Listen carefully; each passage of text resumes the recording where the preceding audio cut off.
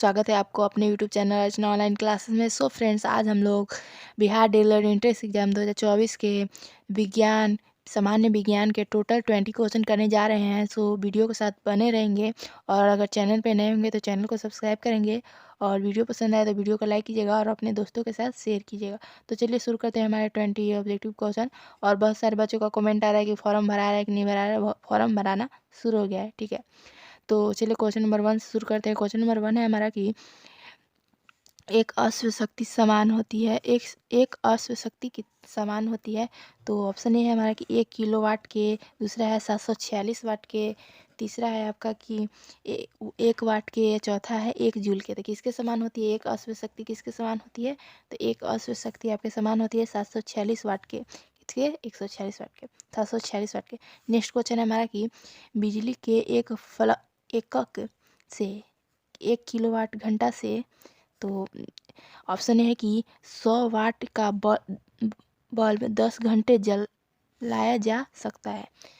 Next option है कि refrigerator एक पूरे दिन चल जा सकता है। दूसरा है कि टेलीविज़न 6 घंटे चलाया जा सकता है।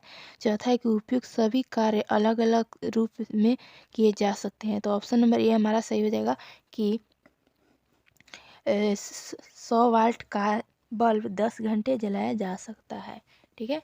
नेक्स्ट क्वेश्चन हमारा है कि पेट्रोलियम गैस पेट्रोलियम गैस होती है। तो ऑप्शन है हमारा कि इथेन होती है, दूसरा है कि प्रोपेन होती है, तीसरा है कि ब्यूटेन होती है और चौथा है कि सभी का मिश्रण होती है। तो पेट्रोलियम गैस होती है, क्या होती है? तो ये सभी का मिश्रण होती है। पेट्रोलियम गैस सभी का मिश्रण होती है। नेक्स्ट क्वेश्चन हमारा है कि एक तत्व के समस्थानिक में क्या क्या होता है? एक तत्व के समस्थानिक में क्या क्या होता है?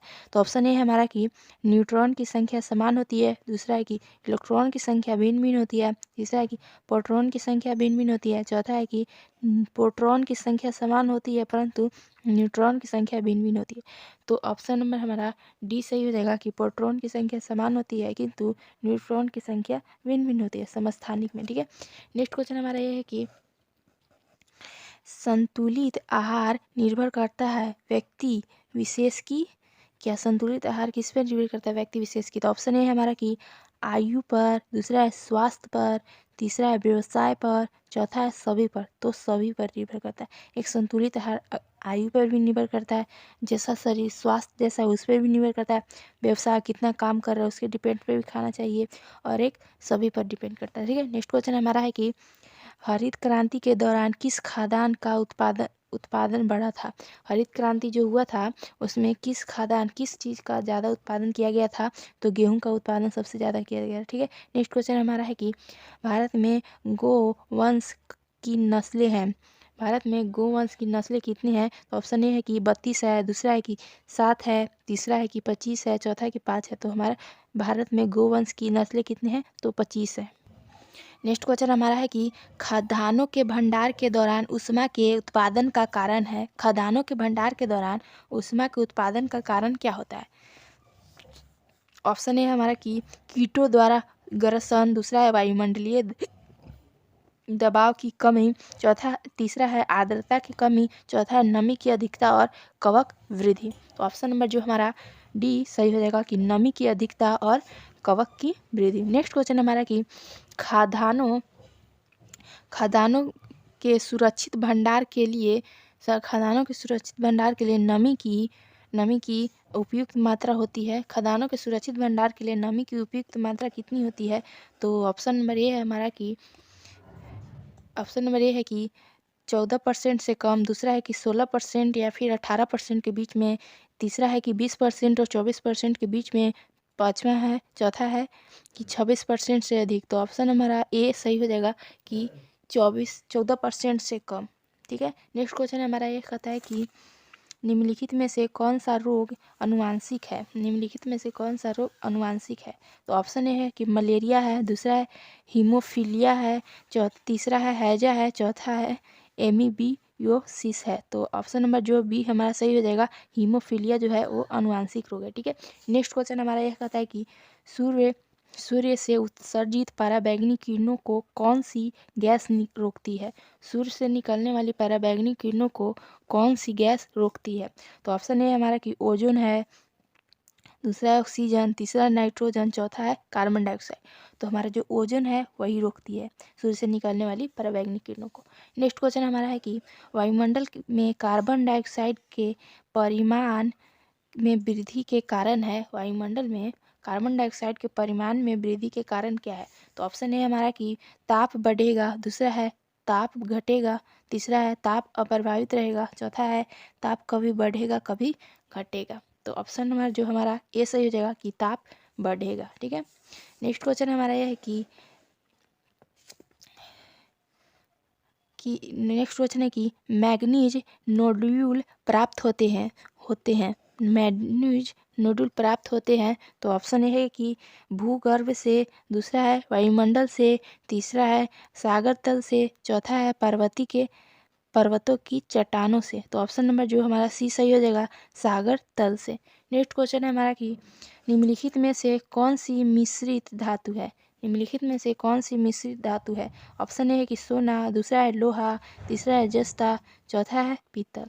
कौन सी मिश्रित धातु है? तो हमारा ऑप्शन नंबर डी सही हो जाएगा कि पीतल है। पीतल क्या है? एक मिश्र धातु है। ठीक है। नेक्स्ट क्वेश्चन है हमारा कि पृथ्वी की भूपटपट्टी पर सर्वाधिक उपलब्ध अधातु है। पृथ्वी के जो भूपटपट्टी उस पर सबसे ज़्यादा अधातु कौन सा है? ऑप्शन ए है कि सिलिकॉन है, दूसरा है कार्बन है, तीसरा है फास्फोरस, चौथा है सल्फर। तो सिलिकॉन हमारा पृथ्वी पर सबसे अधिक उपलब्ध अधातु है। ठीक है। नेक्स्ट क्वेश्चन हमारा यह है कि प्रकृति में कार्बन की विशुद्ध रूप है। कार्बन की सबसे मतलब अशुद्ध रूप क्या है?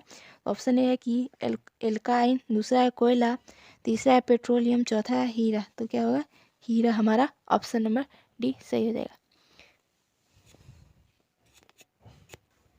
नेक्स्ट क्वेश्चन है हमारा कि निम्नलिखित में से कौन सा संश्लिष्ट रेशा नहीं है? संश्लिष्ट रेशा नहीं है। तो ऑप्शन ए हमारा कि रेयॉन, दूसरा नायलॉन, तीसरा रुई, चौथा पॉलीस्टाइरीन। तो क्या ऑप्शन नंबर हमारा सी सही हो जाएगा, रुई। रुई एक संश्लिष्ट रेशा नहीं है। नेक्स्ट क्वेश्चन है हमारा कि जीवन का प्रादुर्भाव हुआ। जीवन का प्रादुर्भाव हुआ। ऑप्शन ए जल में, दूसरा है कि वायु में, तीसरा पृथ्वी पर, चौथा है अंतरिक्षीय आकाश में। तो जल में सबसे पहले जीवन आया था। ठीक है। नेक्स्ट क्वेश्चन है हमारा कि निम्नलिखित में से कौन सा कीट उपयोगी नहीं है? निम्नलिखित से कौन सा कीट उपयोगी नहीं है? निम्नलिखित से कौन सा कीट उपयोगी नहीं है? ऑप्शन ए है हमारा कि रेशम का कीट, दूसरा है मधुमक्खी, तीसरा है घरेलू मक्खी, चौथा है लेडी बर्ड ब्रिंग। तो ऑप्शन नंबर हमारा सी सही हो जाएगा, घरेलू मक्खी। नेक्स्ट क्वेश्चन है कि विश्राम के समय मानव हृदय 1 मिनट में कितनी बार धड़कती है? तो विश्राम के समय मानव हृदय का 1 मिनट में 72 बार धड़कती है। इसके साथ हमारा सामान्य विज्ञान का टोटल 20 क्वेश्चन खत्म होता है। सो अगर आप लोग को वीडियो अच्छा लगा हो तो लाइक कीजिएगा, अपने दोस्तों के साथ शेयर कीजिएगा, और चैनल पर नए होंगे तो चैनल को सब्सक्राइब कीजिएगा, और अपने दोस्तों के, अगर आप लोगों को किसी तरह की कोई दिक्कत होगा तो कमेंट कीजिएगा, और फिर इसमें जो सेट करवाई हूँ उसमें कितना आप लोग का सही हुआ है ये भी कमेंट कीजिएगा। सिर्फ ये सब नहीं कि कैसे पढ़े क्या पढ़े वो भी कीजिए, बट ये भी बताइए कि आपका कितना सही हुआ। ठीक है। और जो नहीं याद होगा वो याद कीजिएगा। ठीक है। Thanks for watching video. Bye bye.